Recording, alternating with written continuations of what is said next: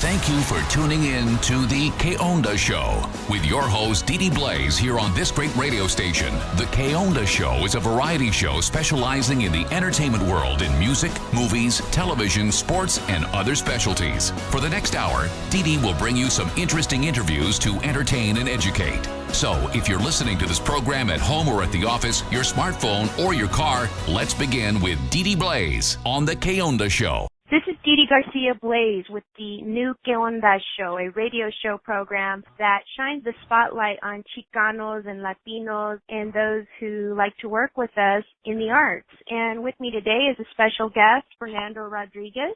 And Fernando Rodriguez was born in El Salto, Michoacan, Morelia, Mexico, but he was raised his entire life in San Jose, California. He started reading comic books in the first grade when he discovered a local paper recycling warehouse where he found dozens of heroes resplendent with intergalactic fantasy and lore. Several of these comics, Avengers, Iron Man, Submariner, Spider-Man, The Silver Surfer, Hulk, and X-Man, would become the foundation of his literary and art appreciation, as well as a springboard for learning and sharpening his own comic book storytelling craft. He realized his goal of creating a Chicano/Latino superhero in 1993 with his series Aztec of the City. Welcome to the show, Fernando.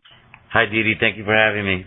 You really grabbed my attention in knowing that you created the very first Aztec superhero in the comic book industry that was published. Yes, it is. When I first did Aztec of the City, and we had our book signing at the Fairmont Hotel lobby in San Jose, California on I chose Cinco de Mayo to be the premiere day. And at the time, I did research as I was drawing it and writing it, and to my knowledge at the time, there was no other Mexican-American comic book superhero written by a Mexican-American Latino Chicano. And it wasn't until later, in 1994, when I was at the San Diego Comic-Con, and I met all the other limited writers that had entered the Latino comic book publishing landscape, and that was Rafa Navarro in Los Angeles, Richard Dominguez in Dallas, Texas. And it was Richard Dominguez who told us about Judge Margarito Garza out of Dallas that in 1972 published a comic book that went 3 or 2 issues, and that one was called Relámpago, which was about a regular hero that some connection with lightning. But the judge passed away. He was a criminal court judge, and they were trying to steer Chicanos and Latinos and Mexicans in the greater Texas area into reading and away from getting in trouble. But the judge passed away, and his family, unfortunately, threw away or burned a lot of his comic books, and so very few of those remain. Mm-hmm. But in terms of a modern day, I was the first one out the gate in 1993. Rafael Navarro and Richard Dominguez followed with Sonambulo and El Gato Negro, and Carlos Saldaña had a comic book called Burrito, the Jack of all trades, and we were pretty much the pioneers in the mid-90s. DC Comics came out with an Aztec fictional character as well, but it was after you came out with yours. That's when you were approached back in 1994, correct? When they approached you and... Yeah, whenever the 3 years that we were at Comic-Con and the WonderCon in Oakland and the ApeCon, the Alternative Press Expo in San Jose, anytime that you're at a con, you're always looking for, hoping that Universal or Columbia or one of the big studios, wants to do some type of film animation with your property. Mm-hmm. But the only ones that approached my table back then was DC Comics, and their 2 representatives were telling me about they were, in the process of doing an Aztec book, but they made it very clear that it would be totally unrelated to mine, that it was set in some distant future like Star Trek, and I saw the concept sketches of the hero, and it was totally something different, something that was not written by Latinos. And I believe Aztec I think it survived like maybe 6 or 7 issues before it was finally canceled. So, but back to your comic book series, yours, I've read some of your comic books, and it seems legitimate in parallels with the history that I know of with regard to the Aztec Empire, and you made a superhero from the strength of the Azteca Empire. Yeah, yes, definitely very fair to say. When I created, I was trying to think of a hero to create at that time. And a lot of the comic book guys are my friends, like the ones I mentioned, Rafa and Richard. They had told me, early on that, hey man, you really hit on something when you picked an Aztec hero to feature, to write about, to put together. And I had read The Conquest of Mexico, The Conquest of New Spain by Bernard Diaz del Castillo.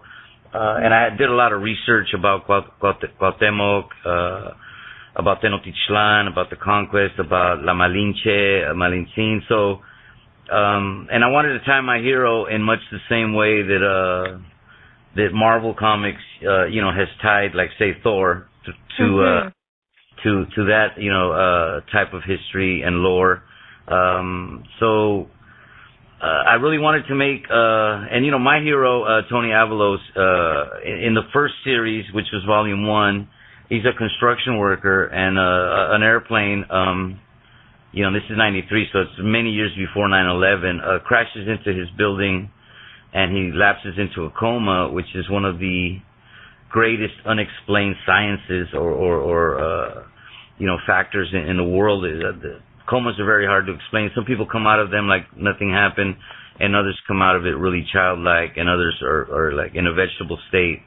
But in the story, the grandfather, he comes from Mexico City, from the land of Tenochtitlan, and he brings with him the blood in a vial, a jade vial of the last king and prince of Mexico City, of La Mexica, of los Aztecas, Cuauhtemoc, and in that way he becomes, by having the blood in his body, the comatose Tony Avalos awakens as the newborn Aztec of the city, Aztec warrior. Mm-hmm. And I've always tried to, keep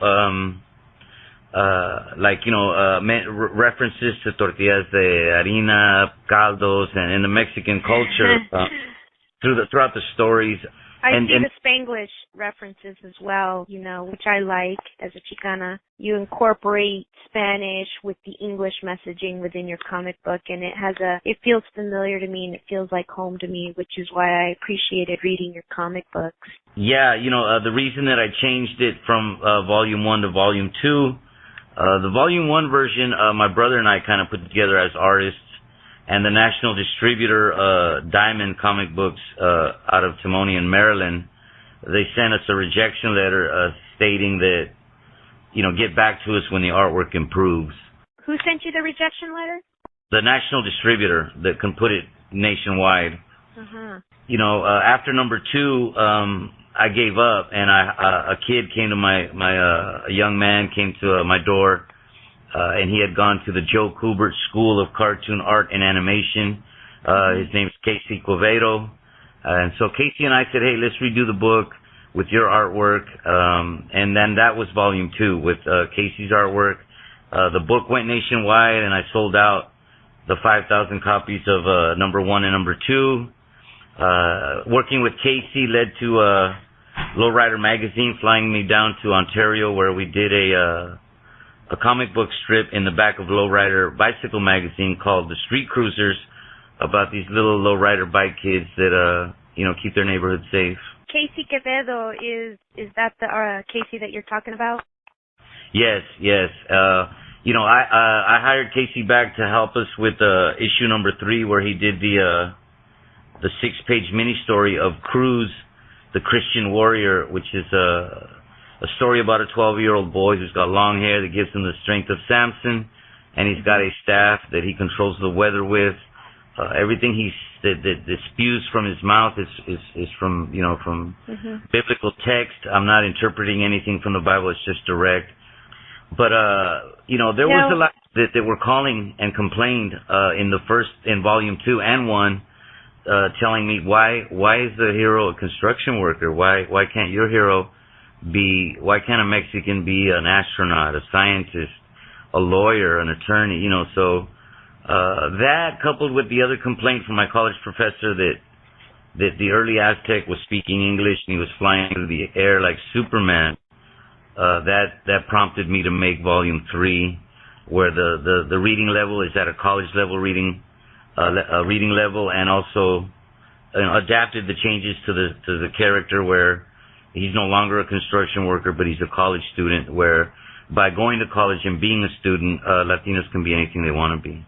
I just really believe that an artist is inspired to write or create a character that comes out of his heart and soul, and I'm glad to hear that, when you were giving up, that Casey came into the fold. What are the other main artists of the who do you want to give a shout out to with regard to the people that are doing the cartoon work? The current artists that we've had that have done the Volume 3 series, which is by far the best comic books I've ever put together, is Jaime Nava Pastrana. He lives in Cabo San Lucas. We live right next door to each other, so we could have a Jack Kirby, Stan Lee type of business relationship where we can go next door to each other and say, hey, what do you think of this and how does this look, etc. But with the advent of technology, I was able to hire Carlos Caballero, who lives in Orlando, Florida, and he did the artwork for a mini story that is in the back of issue number 3, which is the only comic book I've ever printed in color, full color. He did the comic book, the short story called Mestizo, the first Mexican who is born of an Aztec mother and a Spaniard father, and he has blue eyes with his dark skin, so he's, prone to being a victim of bullying and being a misfit because he's a mestizo, because he's mixed, like many of us are in Mexico. And Casey, Quevedo, he helped with number 3. And I hired recently a guy in Colombia who is really, really good. His style is reminiscent of a realism genre where it really looks cool. And him and Jaime are working on issue number 4, which is To Live and Cry in L.A., where we feature La Llorona in Los Angeles, as well as a carjacking. And I introduce the Brown Berets, and I also touch on the 1973 Chicano moratorium that led to the death of LA Times reporter Richard Salazar. I believe that at some point you will be approached by a Universal Studios type with regard to your series Azteca or Aztec of the City. I'm seeing here on your comic books that people can reach you through aztecofthecity.com. How else can they reach you, Fernando? You have a Facebook page, Aztec of the City, comic books on Facebook, and that's pretty much it. Those are the two, social media and the website are about the only ways. And I've met like Isa Morales and Jacob Vargas and Diana Ortelli, people in the Hollywood industry that feel the same way. That all the superhero films are obviously doing really, really well, and I believe based on the popularity of our own heroes that we've had, like Richie Valens and Selena, that an action comic book hero would be something good for the Latino community to see on television or on a big screen. And not just Latinos and Chicanos, but for the Anglos to see our beautiful culture, and and I wish you the best of luck. And how much are your comic books, and where can people email to pay for and buy these from you? Currently, they can go to Amazon.com and find the comic books there and order them through them. You got it then. Thank you so much for appearing on the Que Onda show, and I'm completely stoked to have talked to a Chicano artist like yourself that came up with the very first comic book superhero, Azteca of the City, Aztec of the City. Oh, and thank you very much, Didi. It's like on the film La Bamba, where Richie's mom tells him, what you need is exposure. And thank you for having us on and giving us some of that exposure. Promoting cultural awareness, togetherness, and education through the arts. We're CRN. Hi, this is Didi Garcia Blaze with the new Que Onda Show, a radio show program that shines a spotlight and highlights Chicanos and Latinos in the arts. And with me today is Kenneth Castillo. Kenneth Castillo is a writer and a film director who began his writing-directing career in 1996, producing theatrical productions at the Two Roads Theater in Studio City. After producing, writing, and directing several full and one-act plays, he turned his full attention to film. And in 2000, along with his producing partner and now wife, Carla, they formed a film production company called Valor Productions. Their first venture out was a series of short films entitled The Misadventures of Cholo Chaplin, a series of silent short films shot in the style of the serial shorts of the 20s and 30s and set in the world of the Day of the Dead. Several different episodes went on to screen at film festivals across the country, including HBO's New York International Latino and the Los Angeles International Short. In 2007, episode 5, A Day at the Theater, was accepted and screened at the prestigious Cannes Film Festival in France, and the following year won the Imagine Award for Best Theatrical Short Film. That same year, Kenneth was featured on American Latino TV as an up-and-coming Latino filmmaker and caught the attention of Plus Entertainment. Since July of 2008, Kenneth has written and directed 7 feature films in the urban Latino genre under the title of the Drive-By Chronicles feature film series. Welcome to the show, Kenneth. Thank you. Thank you so much for having me. I really appreciate you talking to me today. Yeah, I just, over the past couple of days, I've been perusing your website, your reel information, the YouTube information, and I'm one of those Robert Rodriguez fans, and I got to tell you, I was really wowed by your work. Thank you. Camera, everything is so clear. Everything is just, it's quality. Your work is quality. And then, of course, I was additionally stoked when you featured Danny Trejo in The Counterpunch. Yes, and I appreciate you saying that because I don't have Robert Rodriguez's budgets, unfortunately, but I'm working my way up. And with Danny, for that particular project, Counterpunch, we were very lucky to get him. And also I was kind of excited to be casting him in a role where he wasn't playing a killer. He was actually he plays a crisis counselor in that film where he's actually helping somebody. What was it like working with Danny? He's great. I mean, he's exactly, the thing about Danny Trejo and a lot of these guys that kind of have lived a life and are taking their experiences and have become actors, they just have this incredible humility about them and also this gratefulness that they're able to do what they're doing, considering they just, have done a complete 180 in terms of changing their life around. And I knew Danny's history. I've followed him my entire life because I've been a lifelong fan. And there was a great documentary I saw about him. So I got to learn a lot about him. So we molded the character to him, not knowing whether or not we could get him. So when we got him, it was pretty awesome. Yeah, I did see the softer side of Danny Trejo, and that's kind of what I see in your trailers, in the teasers for the movies. What I'm seeing in your movies is more of a heartfelt approach. Things are more personal. For instance, the film that you're working on now with regard to the Matador, where this little girl is essentially playing a matador with a schizophrenic neighbor. That trailer that I saw has a Robin Williams feeling to it. I could easily see that schizophrenic character be played by somebody like Robin Williams, because that character that you created is making the little girl happy in a world where her mother is just working a job at night and going to school during the day. And is he going to No, absolutely. That's a testament to Ivan Basso, the actor that plays that character's name is El Toro. I've worked with Ivan on 3 other of my films, so to get him for this one, I was very fortunate. But he definitely brings the humanity he also brings, a scariness to that character because he's very unpredictable. And a lot of the film, talking about working with Danny Trejo, kind of connecting the two, we improvised a lot of the scenes with Danny Trejo in Counterpunch, and it worked so well in terms of setting up and having clarity of the characters in the story, and then just letting the actors go, that I decided to apply that process to my entire film of Marigold and Matador. So it's an unscripted film. I have one scene that's written throughout the entire film, and it's an 85-minute feature. And so the actors were pretty much, given a scenario, and then we would shoot. And I kind of had a story. I know where it was going to go.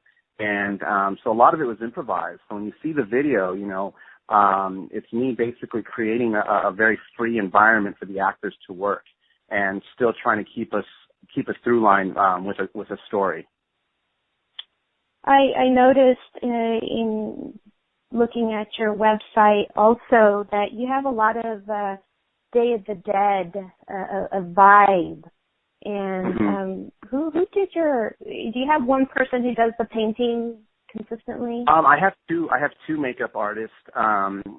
It's interesting. In the Cholo Chaplin series, my father-in-law did all the makeup. He's a very technical guy. He's an electrician, or he used to be an electrician for the city, and but very artistic, and always was doing certain things in airbrush. And so I asked him if he could airbrush a Day of the Dead skull face for my characters, and of course he did. And as I've kind of moved on and got bigger budgets, I came across a makeup artist named Susie Q. Susie Molina is her real name, but she goes by Susie Q. And I found her work and hired her to do some stuff for me also. And also Amber Orozco, who's an artist outside of Long Beach.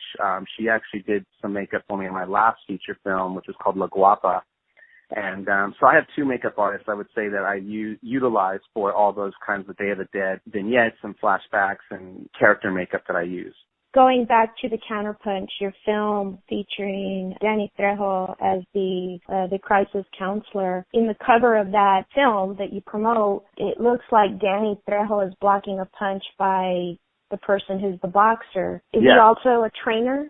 Oh, actually, in that scene, it's actually Danny plays the crisis counselor to the lead character. Alvaro Orlando plays Alvaro. He plays Emilio Manrique in the film. It's actually Alvaro's true life story. He was a Golden Gloves boxer for 15 years. He suffers from bipolar. He became an actor. He's an actor that I've worked with on 3 projects, and he asked me to help him write the script for Counterpunch, which was his story, and basically a tribute to his grandmother. So he produced it, and he also co-wrote the script with me. I directed, and but yeah, it's his story. It's his true life story, and he plays himself in the movie. Where can a person like me living in Arizona watch that movie? Do I buy that? You can buy it on Amazon. They have it DVD on Amazon. I know that. That movie came out in 2013, so it's not hard to find, but you could also rent it on Amazon Prime if you have Amazon Prime. It was on Netflix for 2 years. They may bring it back with all these boxing films that are coming out, which is what I noticed they do. We were on Netflix for 2 years also. But, yeah, you could buy the DVD on Amazon, and there's a lot of great extras, little documentary series on a great organization called Peace for Pit Bulls, and then the making of the film and working with Danny. And there's a BTS extras on there and outtakes and stuff. So it's really a great DVD. But, yeah, it is on Amazon right now. I know that. All right. Well, you've been listening to the Que Onda show with our special guest and filmmaker, Kenneth Castillo. And we are going to play a short clip of the Counterpunch film that he directed, and we'll return after the break. All right, so you want to, all right, so how do we do it? Paper, rock, scissors? Okay, so you do it 3? Okay. Paper, rock, scissor. Paper, rock, scissor. Damn. Paper, rock, scissor. Oh, I got you. Hey, what's that? Bang! Oh, come on, man! You're a boxer, and you're a boxer, and you go for that. That's a cheap shot, man. My uncle does the same thing, man. Wait up, you ever wondered about this? How does paper beat rock? If you could just it covers it. Paper covers it. You know what I mean? It's kind of like boxing. Like you swarm over somebody. You clinch them up. They can't really hit you. So. You told me you used to box, right, man? Yeah, long time. Yeah. How was it? Yeah, it's tough. It's a tough way to make a living. You know what I mean? But sometimes that's all you got. Boxing is a lot like a chess game. You got to be 2 or 3 moves ahead. Because anytime you throw a punch, boom, here comes a counter punch. Yeah. It's like when you throw a punch, you're already thinking on how you're going to counter the counter. I'm going to throw this punch and I'm going to slide to the left to miss his right. Yeah, that's what all I do is counter punch. We'll return in a moment with the K-Onda Show as we cover the entertainment world.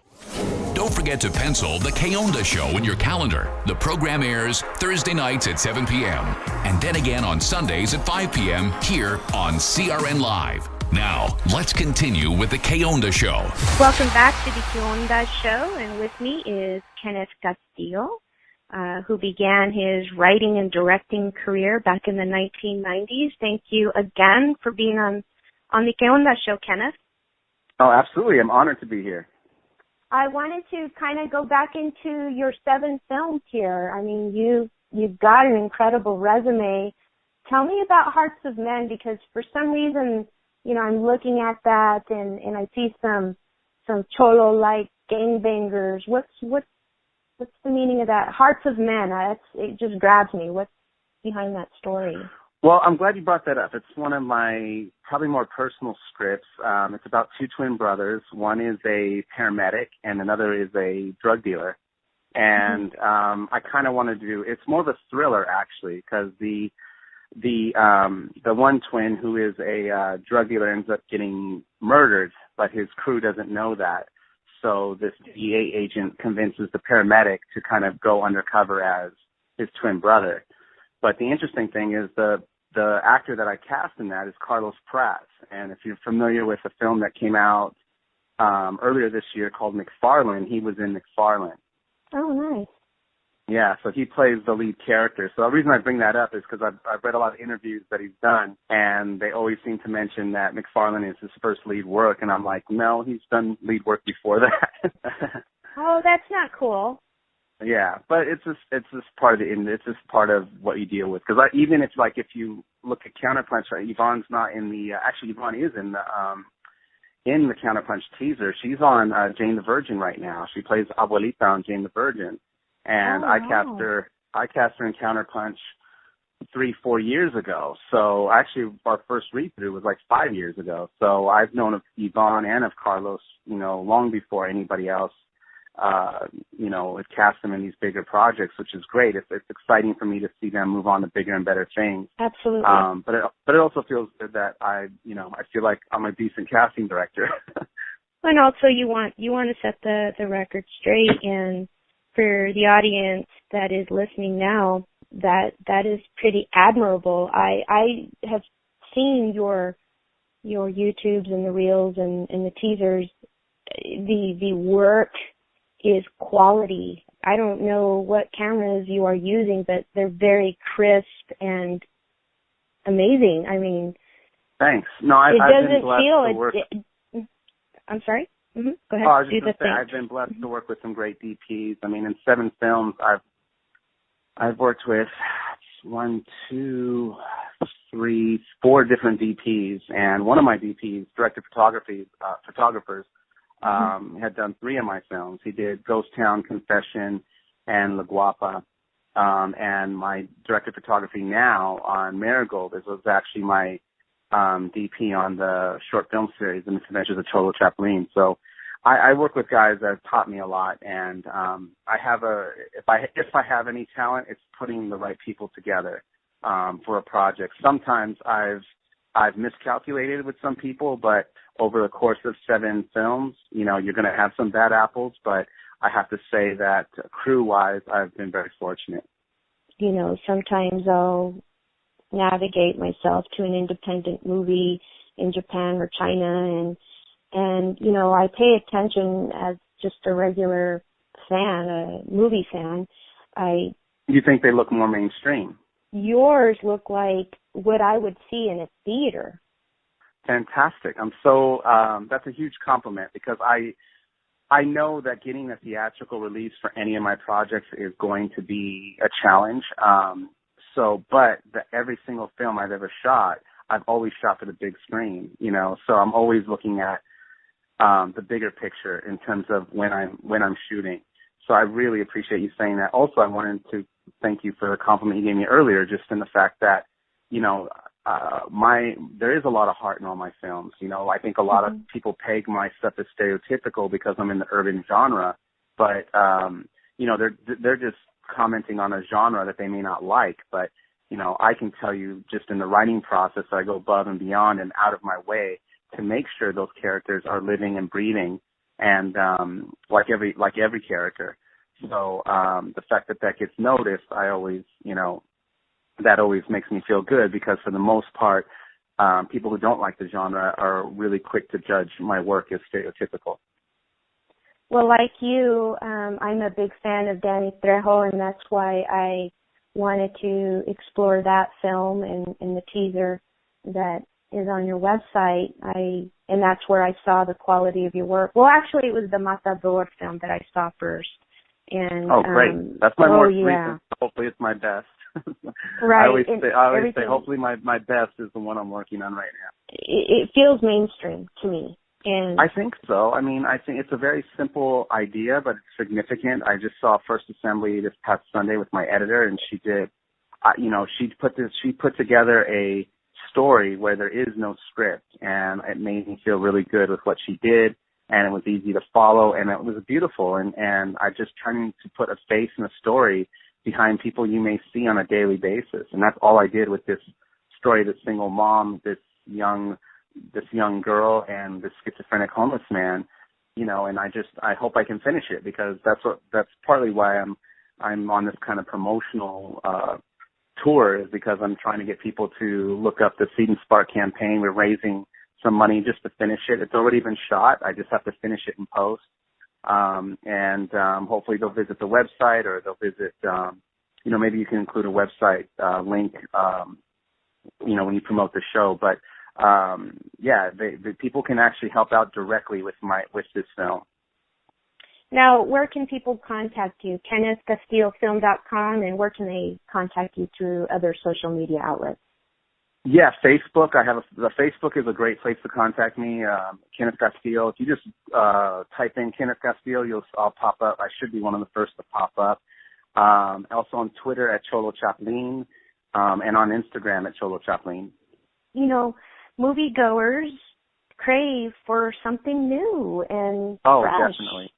Definitely. Yeah, so that sounds really I like fresh. Those movies too, and I definitely go to those movies. But like, I just saw this indie that I loved called Dope. I don't know if you saw it, but it was at Sundance, and it was so well done. And it's a tiny film, but it was really really good. And you know, the thing is, sometimes people just don't know about them, because they don't. A lot of times the studios won't put the marketing money behind the smaller films. So, you know, like, I go out of my way to see any type of Latino film, but you take like two films that came out almost at the same time, McFarlane and Spare Parts. Both were really great Latino stories, but everyone knew about McFarlane because they spent the money to promote that film, whereas Spare Parts died in the first week of the theater because nobody knew about it, you know? So it's rarely about the quality of a film. It's always about, do people even know about it? Do people know it exists? And as an indie filmmaker, that's always your biggest challenge. It's like, okay, I made a movie. How do I get people to know about it? And then how do I get people to care about it? One of the ways is what you're doing right now, is just talking to people like me who, you know, don't have big publicity and marketing budgets and or connections or anything like that, or just out there doing our thing. So I definitely appreciate you taking the time. I had no idea that you were the film director for Counterpunch, and I want to just be honest that I heard the buzz about Counterpunch, the movie, because of Danny Trejo through Belle Hernandez, who is behind Latin Heat Entertainment. So shout out to her. Yeah, she covered your film on her page, her Latin Heat page, and I was like, oh, interesting. Interesting. Danny Trejo's in another movie that I don't know about, and so here you are. And he plays a good guy. I'm like, here you are. Hey, this is really cool. So, Kenneth, I want to thank you for appearing on the show that shines a light on Chicanos and Latinos in the arts. And I'm a big fan of yours now. And Thank you. Yeah, and I feel and I sense that you've got nowhere to go but up with regard to the quality and the way that you personalize things in your film. I'm proud of you. Oh, thank you so much. I really appreciate that. And thank you for having me on the show. It's a great thing that you're doing, and I really appreciate you talking to me. Do you have anything that you want to tell the listeners? Wow, I have so much. Yes, just go to Kenneth Castillo on my Facebook page, and you will find links to my campaign, and you can contribute directly. We're not trying to raise a lot of money. I don't need that much to finish, but I do need your help. So if you can go to Kenneth Castillo or just Google Kenneth Castillo, you'll find me everywhere. And you can contribute. We got some great incentives that are directly linked to the film. And that's it. I hope you guys check it out. Yeah. We keep talking about we're misrepresented, we're underrepresented in Hollywood. I go, we got to stop looking at Hollywood. The democratization of filmmaking, it's so cheap to make a movie. I go, if someone makes a movie out there for $50,000 or even for $1 million, and that movie is cast with a bunch of unknown Latinos, and that movie makes $100 million, that's what's going to open up doors. Nothing else. Not an organization, not a film festival, not giving the same people a Lifetime Achievement Award every year. That's not going to do it. What's going to do it is someone being successful like a Tyler Perry and then hiring a bunch of Latinos and putting them in front of the camera. And that's what I'm trying to do. I mean, that's great what Robert Rodriguez does, but we need to have there may be 10 or 15 Robert Rodriguezes out there. I know. For us to make a dent in this business. But anyway, I have very strong opinions about it, so I don't go to these things. I've just done the work. And people say, well, Ken, I never see you at these networking things. I never see you at this thing. I go, how many movies do I have? You're too busy working. Like, yeah, exactly. I'm like, how many movies have you made? You go to every event. How many movies have you made? Oh, none, but I'm looking to raise money at these events. I'm like, these monies need your money to exist. I go, they're not going to help you raise money. I go and make your movie. You have an iPhone, go make a movie. So I'm more about that. Well, Kenneth, thank you for appearing on the show, and I hope no problem. I want to have you back for your future shows. Are you done with Matador? Is that one wrapped up? No, not yet. I'm hoping to have it finished by the end of September. I really want I think it's a special film. I don't know how I'm going to get this out yet. I'm trying to find the best way I can get it out to the most people. So, once it's finished, I'll let you know what our strategy is in releasing. You got it. Well, send me a press release. And for those who are listening, you can find out more about this up-and-coming film director, Kenneth Castillo. And you can reach him at kennethcastillofilm.com. And thank you again. Thank you so much. I really appreciate it. Don't forget to pencil the K-Onda Show in your calendar. The program airs Thursday nights at 7 p.m. and then again on Sundays at 5 p.m. here on CRN Live. Hi, this is Didi Garcia Blaze with the new K-Onda Show, a radio show program that shines the spotlight on Chicanos and Latinos in the arts. With me today is special guest Charlie Beetle Vasquez, who is a drummer and a vocalist with the band Brother Bones R&B Show. A little bit about Charlie is he has been a drummer for the likes of Big Joe Turner, Al Wilson, the Olympics, the Coasters, Jimmy Charles, Brenton Wood, Don Julian, Sly Slick and Wicked, Mary Wells, Joe Houston, Jimmy Charles, Jules Akins, Eddie C. Campbell, Deacon Jones, and Bobby Lewis, to name a few. Charlie has also been a vocalist and a drummer for Rosie and the Originals. If you remember her, she was the creator of Angel Baby, the famous Chicano song that every Chicano that I know loves. Also working with Charlie in the new band are artists such as Mario Gonzalez, who is the lead guitarist and background vocalist. He also plays the bass. And Phil Gaitan, keyboard player and background vocalist for Brother Bones R&B show. Welcome to the show, Charlie. Well, thank you very much. Glad to be here. Yeah, no problem. Thank you for sharing your music with me. And you have a long resume of musical history and background. Tell me, what is your favorite moment, your favorite highlight in music? For me personally, there's two. One, I got to see the Beatles live when the last time they were here in LA, back in the 60s. That was a big deal, like kind of like the inspiration for a lot of young guys that were up and coming in music back then. And I come from a hard rock back in the 60s, early 70s, hard rock and roll background. And when I got asked to take over this band called Odyssey, it was the band itself was nothing more than an oldie but goodie backup band. Mm-hmm. And that's how I got to meet a lot of these stars, these so-called one-hit wonders. They were one-hit wonders nothing. They were the greatest. Brenton Wood, Big Joe Turner. There's just Jewel Aiken, like you read off the list. So, yeah, that was, to me, that was the big deal. It like opened my eyes. Because all these people that were all of a sudden walking up on stage and we'd go right into their song, it was like memory lane. And that's the one thing that I really enjoyed about these oldies was constantly going down memory lane. So when we put together Brother Bones, I had a lot of to fall back on for ideas for writing lyrics. We didn't want it to be the typical 3-chord progression that most blues, per se, bands do. Our stuff was a little bit more involved, and it's been a lot of fun. We get a good response whenever we play. But that was the eye-opener, getting hardcore into oldies.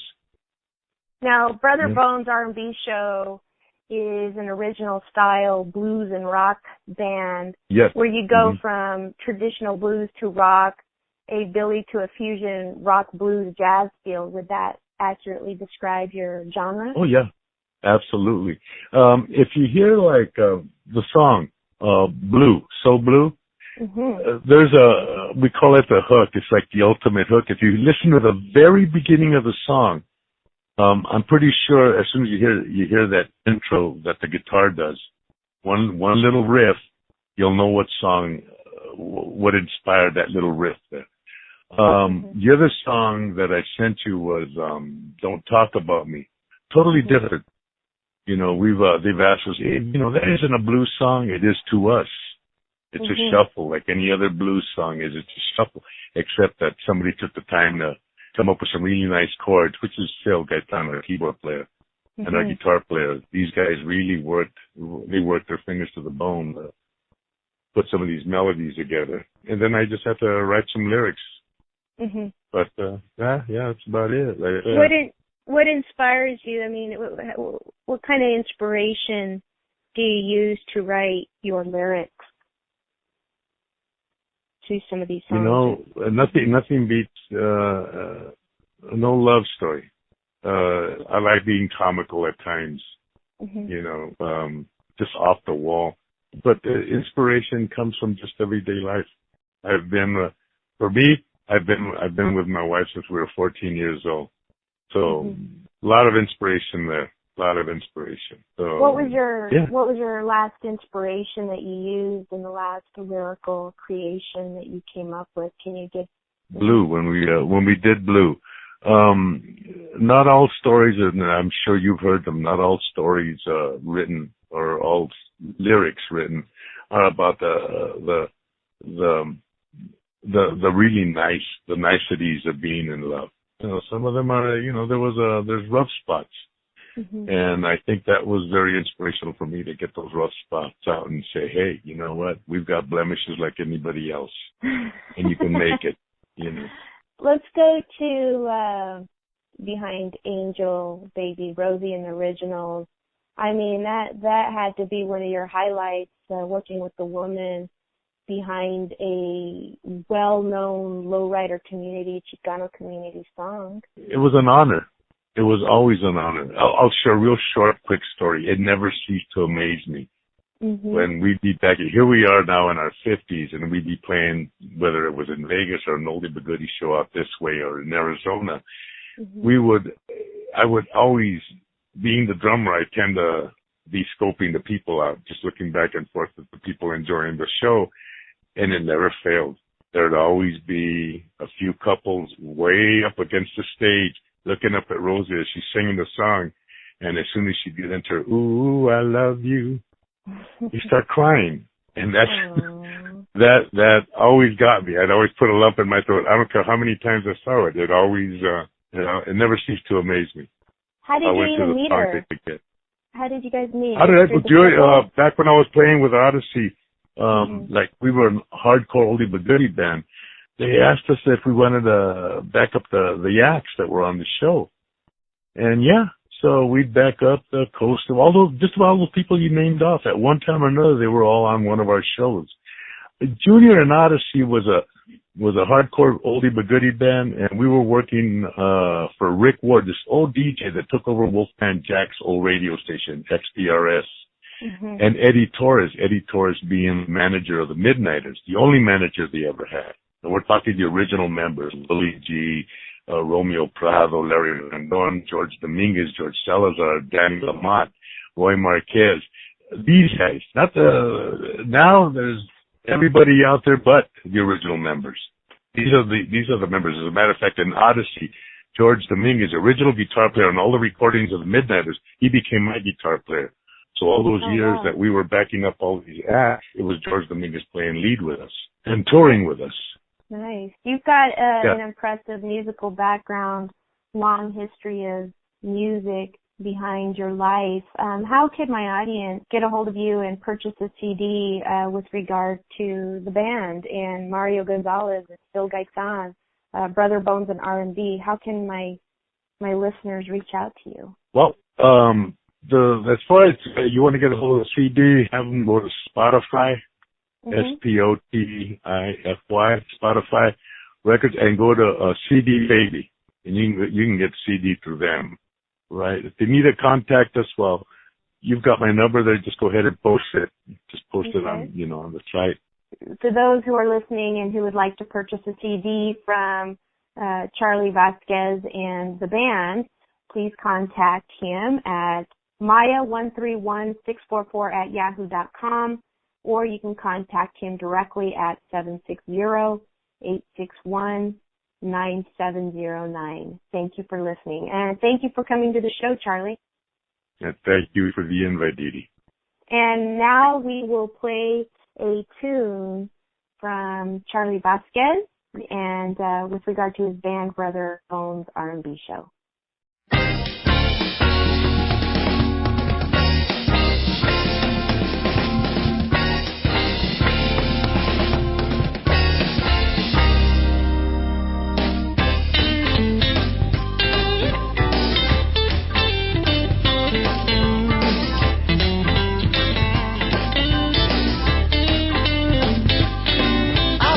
When I said I'd hit the road, I'll no longer be your bad time at home. Leaving the lies, I'm out of here. I'm staying away, steering perfectly clear. 'Cause your kind of loving, the kind that is wrong, it weakens the heart of one who is strong. When you wake up tomorrow, it's me you won't see. There's suffer no sorrow, and I will be free. Taking a fool for all that he's worth, making you worthless feel like there's just no kind of loving, the kind that is wrong. It weakens the heart of one who is strong. Yeah.